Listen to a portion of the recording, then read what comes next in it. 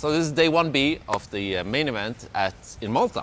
I'm here with Joe Stapleton. Joe, how are you? I'm good, Rikard. How are you? Yeah, how was Global Poker Masters? Global Poker Masters was really interesting. Yeah. It was a brand new format, a brand new thing that we're trying to do, that we're trying to bring poker more into the mainstream, trying to make it more like a sport, trying to bring in new viewers.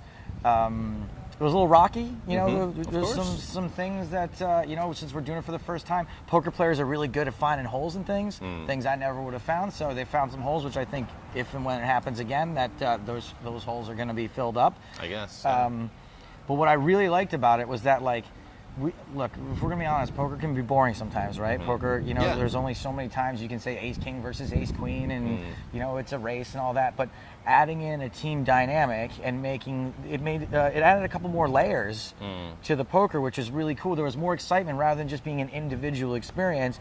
Oh, this guy's gonna win. It's like, well, this needs to happen over here on this table, and this needs to happen on this table, or France may get eliminated here if Canada does this, and it added it made it a lot more interesting to talk about than just your typical solo poker experience. So I like that. I really liked what it brought to the table. And I guess some of the players, we got to see some of their personal sides as well, right? Did they come out a little bit? Yeah, I think that was another thing that's really interesting, is that, so when you're watching, the EPT, which is amazing, a lot of time there's like a Bulgarian guy at the table, an American guy, and a Canadian guy, and not everyone speaks the same language, and, and also it's really intense competition for a lot of money, and it tends to make it a little more serious. This was really fun, the Global Poker Masters, and it was a little bit more fun thing, and you had people who were sort of surrounded by their friends, and that did bring out their personalities a little bit more. When you can't control who's at a final table of a poker tournament, but when you are having like a competition or a team sport, then you've got teams you put together, and you do get to see the personalities a little bit more. It's almost like not arena sport, but more of a spectator sport, specifically with Twitch coming into the picture, right? What do you think of Twitch coming in? Twitch is a little bit scary for me. I'm not gonna lie. Twitch is just a complete free for all, and the audience is kind of animals on Twitch. They're a little wild, and I think there's a lot of younger people watching who have some dirty mouths. Yeah, they're a little bit wild. They're a little bit feisty. So Twitch is a little scary for me, especially because they're allowed to say whatever they want. I'm not yet allowed to say whatever I want. So I've kind of got, they're kind of doing this. I'm not touching you. I'm not touching you. It's one of those situations where you're not really allowed to engage them fully just yet. I think we may see some changes to that in the future. I think I was talking to the guy who sort of is running poker at Twitch, and he's like, Stapes, I want to let you off the chain. He's like, I want you to engage the audience fully. He wants you to say the same thing. Yeah, well, not the same, because I wouldn't go that dirty necessarily, even if I was off the chain. But yeah, so maybe we might see some change in that. But Twitch is, there are tens of thousands, if not millions, of new people watching poker as a result of this. So that's really cool. The EPT has been streaming on Twitch lately as well. From here in Malta, we're doing our typical 5 days of live coverage starting tomorrow and day 2, and that's going to be on Twitch every single day.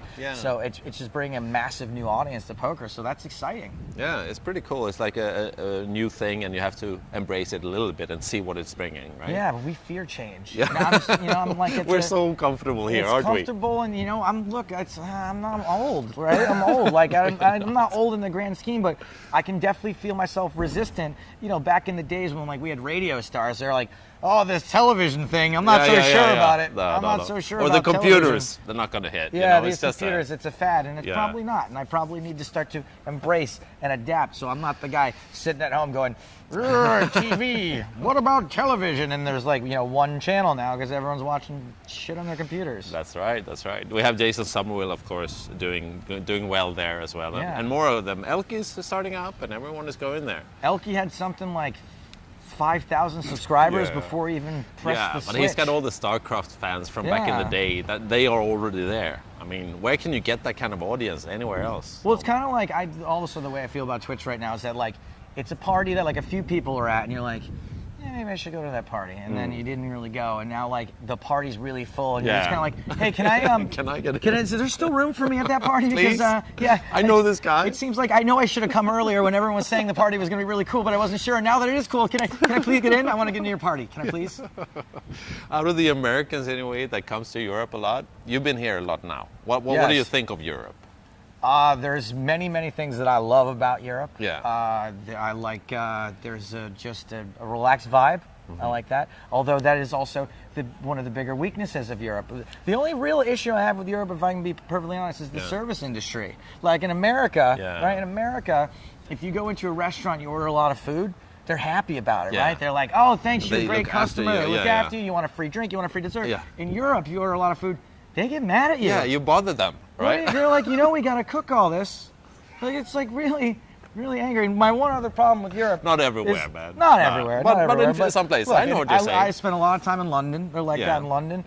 In some of the more Mediterranean places, it's a little bit of a more chill place. What I like about here is they're a little slow here, but they're happy about it. Yeah. Which is cool about Malta. They're happy with life here, I guess. Yeah, they seem to, it's a very friendly place, which is great. Quite relaxed, a lot of places you go to, they're like sort of annoyed with tourists. They seem to really embrace tourism here. I think, for example, in London, you have a situation where no Brits are working in the service industry. So they take people coming into the country that want to start working, and they're not very skilled because they can just get in there sometimes. But I do think the Brits who work in the service industry are the worst, are the least hard workers. It's the people that come into the countries that work the hardest, in my opinion.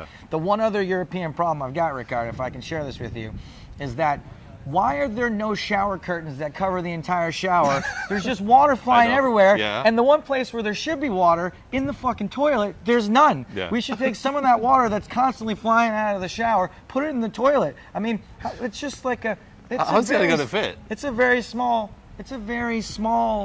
target to have to hit. I mean, I got to use a toilet brush more times in one day here than I've ever had to use it. In America, we just got a big thing like just this. Let it go here, man. It's like an atom bomb comes off when you flush that thing. I sat in the bathroom here in the casino yesterday.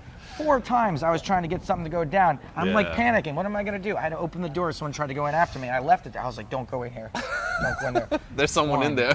2, 3. It just wouldn't go. Yeah. That's a big problem. Right, it is a big problem. Bad. It was really bad. It was like an 8 to 9 inch problem, I'd say. Oh, that's terrible. Okay, but there's some good things about Europe as well. Yes, of course. No. Plenty of good things. Plenty of good things. I like the women are less stuck up in Europe. Can you say that? There's beautiful women. Do you have a girlfriend? No, God no. This is a place to be, I guess. Yeah, no. That's one of my favorite things about Europe is that hot chicks ride the bus. Yeah. In America, that doesn't happen. They're all riding around in limousines and Ferraris all the time. I think we can't say Vegas because everyone dress up there. But if there's a really good-looking girl in the States, everyone looks for her, But here, the average-looking girl here is pretty good. I agree. So I think they're all over the place. I think, and there's just I don't know, just look at this. This is beautiful. I mean, come on. Like, not that this doesn't exist in America. But it's very natural here. Yeah, and it's got a history. Do you like history? I do like history very much. Yes. So this is a good place to be as well. Yeah, I mean look, it's where we all came from. All us white people, at least. Yeah.